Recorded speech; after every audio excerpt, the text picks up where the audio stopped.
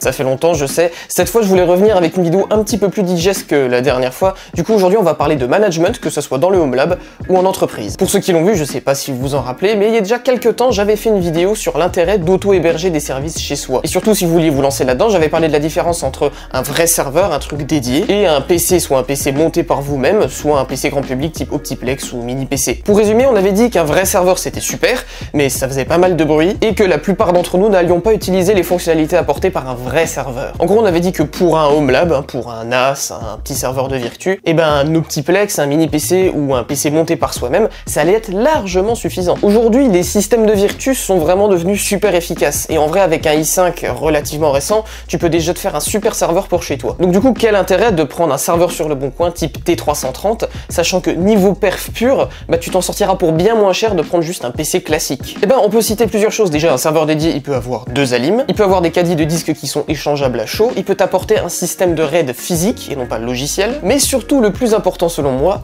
l'IPMI. L'IPMI ou Intelligent Management Platform Interface, c'est ce qui désigne juste la gestion à distance d'un serveur ou d'une machine. Vous l'avez probablement déjà d'ailleurs rencontré chez des constructeurs comme HP avec Lilo, Dell avec l'HydraC, Lenovo c'est Xclarity, enfin bref. C'est très probablement la fonctionnalité qu'il faut retenir d'un vrai serveur. L'IPMI c'est pour moi la fonctionnalité la plus intéressante de ces systèmes. D'ailleurs, un exemple vaut mieux que des mots. Par contre, n'ayant plus aucun serveur physique, j'ai dû emprunter un serveur à un pote pour vous montrer, donc je remercie Mathieu qui nous prête ce magnifique Hilo 4. En fait, ces plateformes de gestion à distance, elles fonctionnent très simplement. La machine physique, elle possède un petit module, souvent une petite carte en fait directement dans les serveurs rackables, qui agit directement comme un petit serveur web. En gros, cette petite carte, elle est physiquement connectée au reste de la machine et elle va constamment récupérer des données, genre les températures, et il va présenter tout ça sur une jolie interface web. En gros, la carte, elle récolte plein de données du serveur, elle met ça sur une jolie interface web, et après, il suffit de connecter ça directement à votre réseau pour y accéder. La plupart du temps, vous trouverez des ports qui sont d'ailleurs dédiés à Lilo et à l'HydraC, mais vous pouvez aussi configurer l'Ethernet classique pour que l'interface web apparaisse dessus. L'IPMI, en fait, c'est ça, c'est juste un système embarqué en plus de l'ordinateur qui permet de le gérer à distance. Par exemple, ici, je retrouve les températures du serveur, je retrouve aussi, par exemple, des graphiques de la consommation du serveur, c'est pas mal aussi. J'ai aussi des logs pour savoir exactement qu'est-ce qui s'est passé et quand. Et surtout, si je clique juste ici, j'ai une console de gestion à distance. Et c'est là où je veux en venir. Ce qui est génial, c'est que là, je peux me connecter entre guillemets à distance à l'écran de la machine physique. Comme vous voyez ici, c'est un Proxmox qui tourne dessus, je peux la contrôler, taper des trucs, alors que je suis à des centaines de kilomètres de cette machine. Alors que normalement, pour faire ça, j'aurais besoin d'un clavier et d'un écran. Pour ceux qui connaissent d'ailleurs ma chaîne, j'ai pas mal utilisé cette techno par le passé, voilà, pour m'affranchir du clavier et de la souris. Et effectivement, c'est juste génial. On connaît tous ce dimanche soir où il y a tout qui plante et où il faut voir ce qui se passe. Sauf que si comme moi, le serveur il est loin ou s'il n'y a pas d'écran de branché dessus, faut faire le galérien, faut prendre ton écran, faut prendre ton clavier, tu y vas et tu vas voir ce qui se passe. Faut que l'écran il ait la bonne connectique, qu'il soit compatible, il faut encore une fois y aller, c'est très chiant. Enfin bref, avoir une gestion à distance comme ça, c'est juste génial parce que ton Hilo ou ton HydraC, il plante jamais. Donc même si ton OS est complètement planté, tu pourras quand même t'y connecter. Je vais pas le montrer ici, mais si je voulais, je pourrais redémarrer le serveur à distance et aller dans le BIOS et tout configurer le BIOS via cette interface-là. Ce qui normalement n'est absolument pas possible avec un ordinateur normal. Et même un truc qui est super cool, c'est que si je vais ici, je peux carrément charger une ISO, c'est-à-dire que je peux envoyer un fichier ISO, faire redémarrer le serveur et lui dire tiens, dans l'ordre de boot, tu prends ce fichier ISO là et tu démarres dessus, genre à distance sans avoir à brancher la clé USB en physique dessus. À nouveau, si vraiment tout est planté et que c'est très grave, c'est très pratique. Bref, une techno comme ça, c'est juste génial parce que t'as pas besoin de te déplacer physiquement s'il y a un problème. Tu peux te connecter à distance, voir l'état de la machine et agir en fonction. Et ça, c'est génial. L'intérêt ici, c'est que c'est vraiment indépendant de ta machine physique. Même si ton OS il plante complètement et que tu peux pas le redémarrer, dans le cas d'un PC physique, t'es juste obligé de venir physiquement regarder le PC. Si par exemple tu utilises des logiciels comme AnyDesk, TeamViewer ou Parsec, si le logiciel il plante, t'as plus d'accès à distance. Alors qu'avec ça, on passe directement sur du hardware. Donc peu importe ce qui se passe sur le PC, tu y auras accès. Et c'est ça qui nous manque sur les plateformes PC. Parce que oui, un Optiplex, ça peut servir de serveur. Ça va fonctionner. Mais si pour une raison ou une autre il plante, c'est clavier souris, il faut y aller physiquement. L'intérêt d'un serveur, c'est quand même de pouvoir y accéder de l'autre côté de la planète.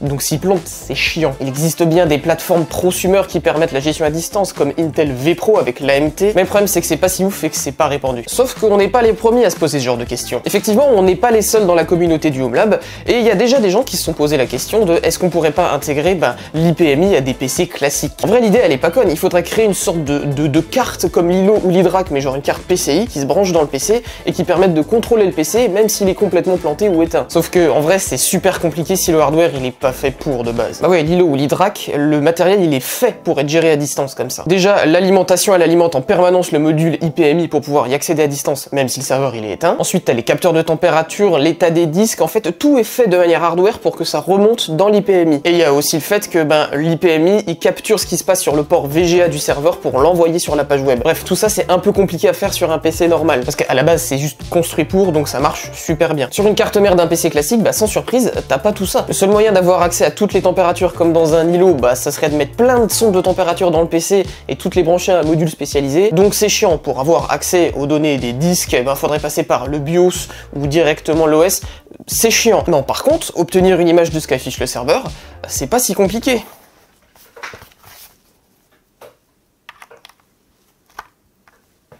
Bah ouais, techniquement, est-ce qu'on pourrait pas faire un système qui se branche directement sur la sortie vidéo du serveur? Comme ça, le système où tu branches la sortie vidéo de ton serveur, tu lui donnes aussi une petite carte réseau, comme ça tu peux le brancher à ton réseau local, tu fais tourner un petit serveur web dessus, et tada, tu peux utiliser la fonction la plus pratique des vrais serveurs, c'est-à-dire la gestion à distance, même si tout est pété. Parce que oui, du coup, une solution comme ça serait juste parfait. Tu pourrais adapter n'importe quel PC pour avoir de l'IPMI, réglant ainsi notre problème et permettant de gérer n'importe quel système à distance. Et ça s'appelle le PIC-AVM. Ouais, bah ouais, tant qu'à utiliser un petit système pour faire ça, autant utiliser un truc qui existe déjà, genre un Raspberry. Le Raspberry, il héberge la page web, il sert d'interface réseau, il peut émuler un clavier et une souris à distance, faut juste créer un module enfichable sur le Raspberry qui capture un flux HDMI, et le tour est joué. Alors c'est super, ça existe et ça marche super bien, ça fait exactement ce qu'on lui demande. Du coup, fin de vidéo. Eh ben non, parce que le PIC-AVM, ça coûte la peau des couilles, bordel. À l'heure où je fais cette vidéo, donc un PIC-AVM incluant le Raspberry Pi, donc genre clé en main pour le faire fonctionner comme ça coûte 270 €. 270 putains d'euros, c'est probablement plus cher que le putain de PC que je veux contrôler, bordel. 270 € pour, je résume globalement, gérer le PC à distance et charger une ISO à distance. En bref, faire moins qu'un vrai IPMI. Pour 270 €. Non, c'est beaucoup trop. Sauf que je me suis dit, attends 2 secondes, je ne suis pas tout seul dans cette communauté. Et surtout, je dois pas être le seul à trouver ça hyper cher pour ce que ça fait. Il y a sûrement quelqu'un qui a dû faire une alternative moins chère, non? Parce que moi, ce qui m'intéresse, c'est de voir l'écran et de contrôler le clavier et la souris. Allez, même si je peux faire une action sur le bouton power à distance et éventuellement charger une ISO, c'est le grand luxe. Et en vrai, pendant bien longtemps, c'était juste pas possible. Le PIC-AVM était le seul sur le marché et coûtait hyper cher. Vous imaginez, vous avez plusieurs serveurs chez vous et vous devez donc acheter plusieurs PIC-AVM à 270 € l'unité? C'est l'enfer. C'est pour ça qu'aujourd'hui, on va tester l'alternative que j'ai trouvée la moins chère sur AliExpress, le Nano KVM.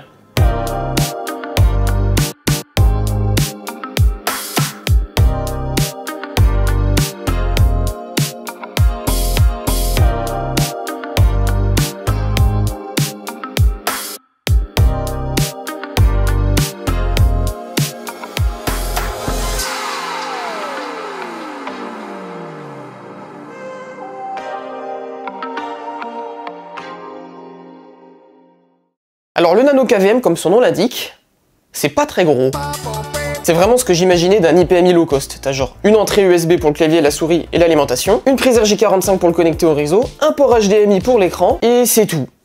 Mais c'est parfait, c'est ce que je voulais, hein. Bon, j'abuse un peu parce qu'en vrai, il y a une version qui existe pour quelques euros de plus, avec un petit écran qui t'affiche des infos, une boîte, un faisceau tout fait pour le connecter à ton connecteur front panel, parce que oui, ce truc-là permet aussi de faire une action sur le bouton power du PC à distance. Tu peux simuler un appui sur le bouton power avec les petites pinoches qui sont connectées directement sur le connecteur du power switch, là sur ta carte mère, et comme ça tu peux faire comme un vrai IPMI. Tu peux même brancher la LED de HDD sur ces petits pins, comme ça tu peux voir l'activité de la LED HDD sur la page web. Ça en vrai je m'en fous, mais c'est super que ça soit là. Ceci c'est donc la version la moins chère possible. Je l'ai payé 30 € sur AliExpress. J'ai rajouté 10 € pour la livraison. Et donc pour 40 €, eh bien tu reçois cette petite boîte chez toi avec le Nano KVM et un petit dissipateur. Et c'est tout, pas de câble, et pour ce prix-là, t'as même pas la carte SD. Après, je le savais, pour ce prix-là, tu dois écrire toi-même l'OS sur une carte SD de ton choix. Tu dois aussi, si tu souhaites raccorder les pins pour le bouton power et la LED, faire ton propre faisceau. Mais je trouve que c'est une super approche, surtout si t'es bricoleur. Ça te permet juste d'acheter le strict minimum, le Nano KVM. Pour le premier démarrage, c'était super simple en vrai. J'ai juste suivi leur doc sur leur site pour imager la carte SD avec un logiciel comme Balena Etcher. Ça a écrit la carte SD et ensuite, il fallait juste que je la mette dans le Nano KVM et alimenter le bousin. Petite remarque comme ça, le seul truc qui manque selon moi, c'est une alimentation via PoE, parce que ça pour le coup ça aurait été super bien. Donc bref, vous branchez l'USB et le réseau, et il faut maintenant attendre que le Nano KVM prenne une IP sur votre serveur DHCP. À la suite de ça, du coup, on se retrouve sur une interface web qui je trouve fait très moderne, et surtout qui ressemble à un vrai IPMI. Et à partir de là, j'ai un peu galéré, parce que comme vous me connaissez, moi, rien ne marche du premier coup. J'ai essayé de brancher le Nano KVM à un PC, et j'avais juste pas de vidéo. Pas d'image, même en changeant le navigateur comme recommandé sur la doc. J'avais bien la souris qui bougeait sur le PC physique, hein, mais pas d'image. Et vous connaissez la solution? Si vous connaissez. Allez, dites-le! Et là, tada! Un IPMI. Si c'est pas beau ça. C'est vraiment bien parce que premièrement l'image elle est super propre pour un IPMI, pour la gestion à distance c'est génial. On a plein d'options sur la page web que je vous présenterai un petit peu plus tard en détail parce que pour l'instant là je l'ai juste branché à un PC et moi je veux contrôler mon serveur. Et mon serveur bah il se trouve dans ma baie au sous-sol. Parce que déjà bah mettre une carte comme ça dans une baie bah c'est pas ouf. Et vu que j'ai pas pris le pack qui inclut une boîte, bah je vais le faire moi-même hein.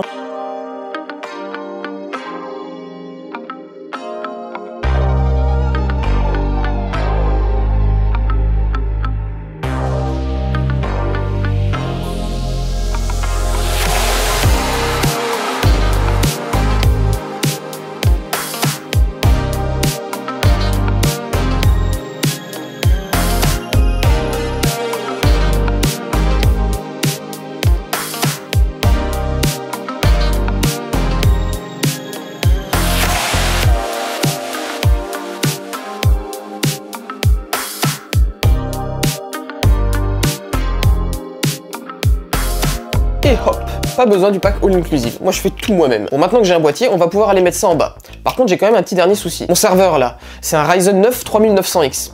Et comme certains le savent, les Ryzen de ces générations n'intègrent pas de GPU. Ce qui veut dire qu'il faut que je mette dans mon serveur une carte graphique. Alors déjà c'est chiant, mais en plus j'ai pas envie de mettre un gros GPU. Ça va juste augmenter la conso du serveur pour pas grand chose, c'est juste du gâchis. Donc mon choix c'est porté sur une vieille Nvidia qui n'a pas besoin d'alimentation externe. Comme ça règle le problème. Par contre, elle a pas de port HDMI directement. Donc il va aussi me falloir un adaptateur, voilà. Mais comme mon serveur il fait à peine moins de profondeur que ma baie, et ben c'est déjà très chaud comme espace quand je veux le pousser au fond de la baie. Donc il fallait pas que je sorte avec un adaptateur DVI énorme qui me prenne trop de place parce que sinon le serveur il rentre plus. Donc qu'est-ce que j'ai pris comme adaptateur? Et ben j'ai pris un adaptateur DVI vers HDMI coudé. Voilà, ça c'est fait. Et surtout il va falloir que je règle le problème principal. La place. Bah oui, parce que contrairement aux vrais serveurs et aux workstations, sur les plateformes PC, les lignes PCI c'est une rareté. Faut faire gaffe à ce qu'on fait. Et j'en ai plus de livres. Genre dans mon serveur, tout est pris. J'ai 2 cartes SATA pour mes disques, j'ai 2 cartes réseau, et en plus de ça, faut rajouter le NVMe qui sert de disque d'OS. Donc en bref, il n'y a plus de place. Sauf que comparé à l'époque où j'ai mis en place ce serveur, j'ai évolué. À l'époque, j'avais mis une carte réseau 4 ports gigabits pour faire ressortir tous mes VLAN. J'avais mon VLAN téléphonie, mon VLAN de test qui ressortait physiquement sur une carte réseau. Sauf que bah c'était l'enfer parce que j'utilisais un port par VLAN. Sauf qu'en vrai, bah c'est pas compliqué de faire passer tous les VLAN par la carte réseau qui est intégrée à la carte mère. Maintenant, je suis assez à l'aise pour le faire sans tout péter. Donc après avoir passé une demi-heure pour avoir reprogrammé mon switch et toutes mes VM une par une, je vais enfin pouvoir éteindre le serveur, enlever la carte réseau et mettre la carte graphique à la place. Bon alors nous y voilà, j'ai ce qu'il faut. Mais avant toute chose, il va falloir qu'on se méfie avec ce serveur. Puisque j'ai déjà eu la mauvaise surprise que des fois quand tu changes du coup la configuration PCI, ça change l'ordre des périphériques PCI. Sauf que des fois Proxmox, il aime pas trop. Et vu que notamment dans ce serveur là, eh bien j'ai carrément mon contrôleur SATA, c'est vraiment une petite carte PCI avec des ports SATA, c'est un contrôleur. Vu que je les passe-through à la VM TrueNAS, je peux vous le montrer d'ailleurs, donc si je vais dans ma VM TrueNAS ici et que je vais dans Hardware, j'ai carrément passe-through le périphérique PCI, en fait le contrôleur de disque, directement à la VM. Ça me permet d'avoir un tout petit peu plus de performance que si je mettais les disques dans Proxmox puis que je les passais un par un. Ce que je faisais avant, c'était pas ouf. Donc bref, le truc avec ça du coup, c'est que si l'ordre des périphériques PCI change, vous voyez le petit numéro d'identification là, ça va plus être le bon. Et du coup, je vais peut-être me retrouver à passer ma Quadro ici, à ma VM TrueNAS et du coup à perdre tous mes disques et ça va être un bordel. Donc pour éviter ça, je la joue mal, hein. Je me suis fait chier sur toutes mes VM à désactiver une super option qui est le Start at Boot, ce qui fait que quand je vais du coup mettre cette carte graphique, redémarrer le serveur, le seul truc qui va redémarrer c'est l'autre, c'est Proxmox, mais aucune VM ne va démarrer automatiquement. Comme ça j'aurai le temps de voir si j'ai fait de la merde effectivement ou pas. Et dans le cas échéant, si de la merde s'est passée, je vais avoir le temps de la corriger, ce qui est pas mal. Alors je sais que je peux faire des bulk shutdowns, mais voilà, j'ai envie de faire ça un peu tranquille. Normalement, en plus, j'ai les guest agents sur la plupart de mes VM, ce qui me permet, bah voilà, de faire un shutdown gracieux, gentil finalement. Voilà, ma VM Windows, ça c'était mon DHCP, au revoir. Ça c'est tous mes conteneurs Docker, au revoir. Ça pareil, c'est mon home assistant très utile, au revoir. Et ben maintenant c'est parti, hop, shutdown host. Voilà, impeccable. C'est parti pour changer le hardware. Nous pouvons observer les premières conséquences de la coupure du serveur. Il y en a un qui est pas content ici. Alors déjà les trucs qui servent à rien, eh ben on s'en fout. Ouh, c'est sale.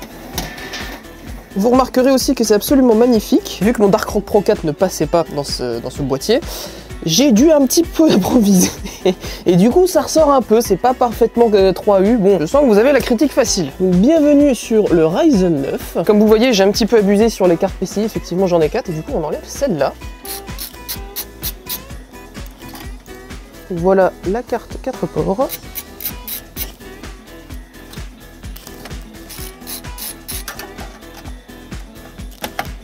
Vous comprenez pourquoi ça allait pas passer avec un câble DVI si je le laissais comme ça. Là, la baisse, ça rentrera jamais. Hein. Allez, on n'a plus qu'à le démarrer. C'est parti. Oh oh! Donc déjà, notre carte graphique a l'air de fonctionner. L'écran, il sort d'un sommeil, là. On voit rien, je vais éteindre la lumière.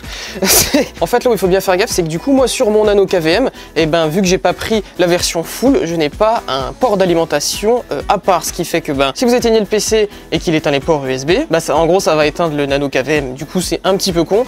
Du coup, il faut bien désactiver ici. Alors ça, c'est dans le réglage Aorus, 1 GB. C'est l'ERP, où en gros, c'est la mise en veille des ports USB. Voilà, faut bien le désactiver pour être sûr que, voilà, même quand la machine est éteinte, tout soit allumé. Alors déjà, sans lumière, ce serveur est absolument incroyable avec sa RAM RGB. On va tester ça tout de suite avec du coup le Nano KVM. Normalement, je devrais le brancher, il devrait s'allumer. Et oui, c'est le cas, j'ai une LED, à mon avis, vous verrez rien, mais j'ai bien une LED. Donc c'est impeccable. Alors, comme d'habitude, je ne vais pas savoir quelle VLAN est disponible sur ce switch. Ne vous inquiétez pas, tout va bien se passer. Hop. Maintenant, ce que je veux savoir, c'est est-ce qu'il démarre encore correctement ce truc-là. Et vous commencez à me connaître, hein, la réponse est évidemment non. Et tant qu'à me connaître, vous savez aussi que je suis quelqu'un de très calme. Ah putain! Qu'à chaque fois que je fais quelque chose, ça marche. C'est de la merde! Que le matériel ne me fait jamais défaut. Non, mais putain, j'en ai marre! Que je découvre jamais rien au dernier moment. Ah putain! Que vraiment, hein, ça m'affecte jamais. Que je suis très patient. Oh mais merde! Que je suis aussi extrêmement qualifié dans le domaine. J'ai tout pété! Et que je comprends toujours ce que je fais. Mais qu'est-ce que c'est que cette merde? Donc vous vous doutez bien que forcément ça s'est mal passé. Et donc pour résumer, une demi-heure de galère, c'était juste que la K600 que j'ai voulu mettre, elle empêchait la carte mère de booter sur le NVMe. Ouais. Mais qu'est-ce qu'il fait après? Il fait plus rien? Ah ça c'est pas mal ça. Si j'enlève la quadro et que je démarre sans la quadro, qu'est-ce qui se passe? What the fuck, là il démarre. C'est la carte graphique qui l'empêchait de booter. Je sais absolument pas pourquoi, mais tout ce que je sais c'est qu'en fouillant dans mes placards, j'en ai retrouvé une autre et j'ai essayé.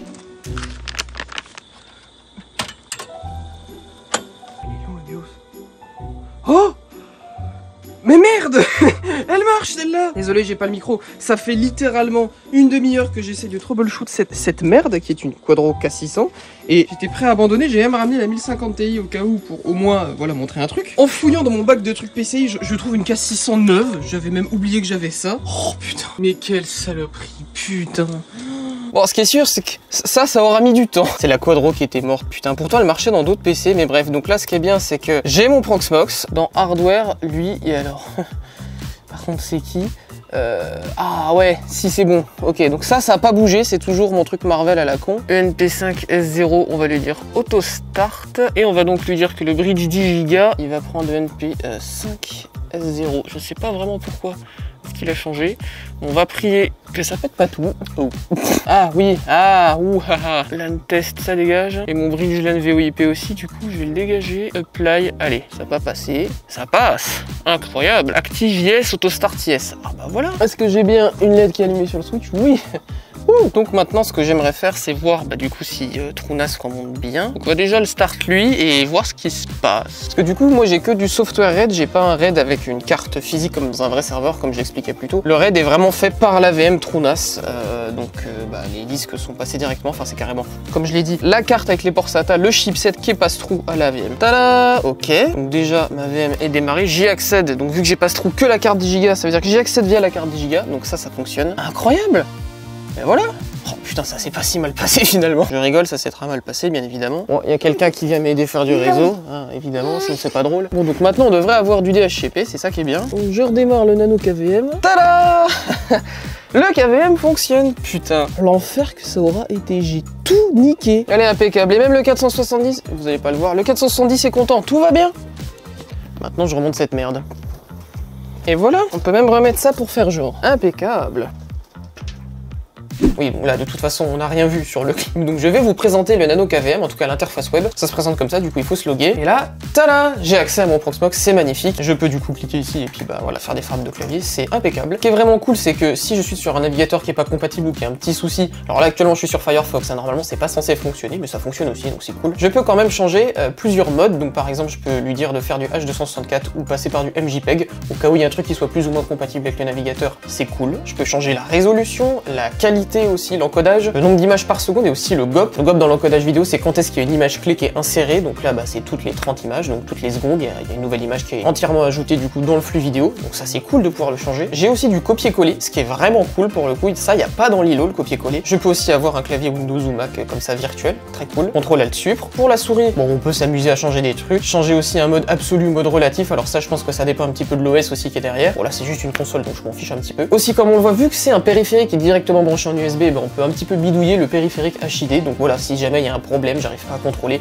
je peux le dire de déconnecter et reconnecter l'USB, ça c'est cool. Je peux faire exactement comme dans Lilo Holy Drag, je peux charger une ISO, exécuter même des scripts qui viennent d'internet, et même ça c'est très cool, je peux me connecter du coup en SSH au nano KVM s'il y a un problème, et je peux même sur les petites pins dont je vous ai parlé tout à l'heure, directement brancher un port RS232, un port série, et je pourrais du coup ici interagir directement avec le port série de la machine. Je pourrais faire depuis ici un wake on LAN, imaginons le PC est éteint et puis je ne sais pas pourquoi la pin de power ne fonctionne plus, je peux directement le wake on LAN depuis l'interface web du nano KVM, ça c'est très cool. Bref, c'est plein de petites fonctions comme ça. J'ai aussi bien évidemment le bouton power, donc on peut faire un appui court, un appui long, carrément le réinitialiser complet, donc avec la pin reset. Moi j'ai pas branché tout ça parce que pour le coup je m'en fiche un petit peu, mais c'est tout à fait possible, même sur la version du coup la moins chère, tu peux faire toi-même ton faisceau comme je l'ai dit, et faire fonctionner ça, ça c'est cool. Après on a les réglages du plein écran, on peut aussi enlever cette petite barre là, et aussi on a du coup les réglages du nano KVM, donc il donne plein d'infos là-dessus, il donne aussi, bon voilà, tu peux changer un petit peu tout, désactiver les fonctions, changer la langue, tu peux du coup activer le SSH pour le nano KVM, tu peux monter un disque virtuel sur l'autre distant, alors ça je sais pas trop ce que c'est, mais c'est cool. Pareil pour le carte réseau, je pense que c'est pour ça aussi que j'ai vu une carte réseau un petit peu bizarre tout à l'heure, c'est que je pense que c'était ça la carte réseau que j'ai vu apparaître dans Proxmox. Je vous avoue que je sais pas trop l'utiliser, mais je pense que ça permet de pouvoir faire des trucs assez cool, du coup de faire communiquer le nano KVM directement avec l'autre, ce qui peut être très pratique pour du partage de fichiers ou je ne sais quoi, ça peut être très cool. Un autre truc qui est vraiment bien aussi, c'est le nano KVM intègre un serveur Tailscale. Pour ceux qui connaissent pas, c'est une sorte de VPN mais sans serveur, c'est-à-dire que les deux clients remontent dans le tunnel chez Tailscale et du coup t'as une sorte de tunnel privé entre deux autres et du coup tu peux connecter ton compte Tailscale ici et le mettre dans tes appareils Tailscale, ce qui fait que tu n'es pas obligé d'avoir un serveur VPN chez toi pour t'y connecter si tu veux faire un truc sécurisé et pas juste faire une règle de NAT vers le nano KVM, très mauvaise idée d'ailleurs. Tu peux effectivement faire rejoindre cet appareil un réseau Tailscale et du coup c'est très cool aussi. On a aussi de quoi le mettre à jour, enfin bref, c'est vraiment un truc qui est plutôt bien fini pour le coup. En plus comme vous pouvez le voir, honnêtement, alors je sais c'est juste une prompt Proxmox, hein, c'est pas une dinguerie, mais je trouve que la qualité est géniale et honnêtement, bah du coup comme vous avez pu le voir dans mes vidéos de présentation que je vous remets là, franchement c'était très fluide pour l'équivalent d'un Lilo ou d'un Hydra, que je trouve ça vraiment cool, voilà. Magnifique petit produit, magnifique petite interface web, j'ai hâte de l'utiliser. Donc voilà, globalement je trouve que c'est un super produit ce nano KVM. Alors c'est pas sponsorisé, c'est juste que j'ai acheté ça pour voir ce que ça donnait, et je suis agréablement surpris. Ça me permet du coup maintenant de gérer mon serveur à distance, même si un jour il plante ou si j'ai besoin de remettre une ISO directement depuis la page web, bah je peux le faire, et c'est super cool. Pour le coup 30 €, 40 € si tu comptes la livraison, c'est vraiment plus raisonnable que les 270 € du PiCAVM, et ça m'évite d'acheter un serveur HP ou Dell alors que j'ai un Ryzen 9 qui fait super bien le taf. Si vous souhaitez discuter du sujet serveur, IPMI, nano KVM, et ben sachez que le discord.emotech.fr n'est toujours pas mort, au contraire, et je serais ravi de vous y retrouver. J'espère que cette petite vidéo vous aura plu, et quant à moi je vous dis salut à tous, et à la prochaine.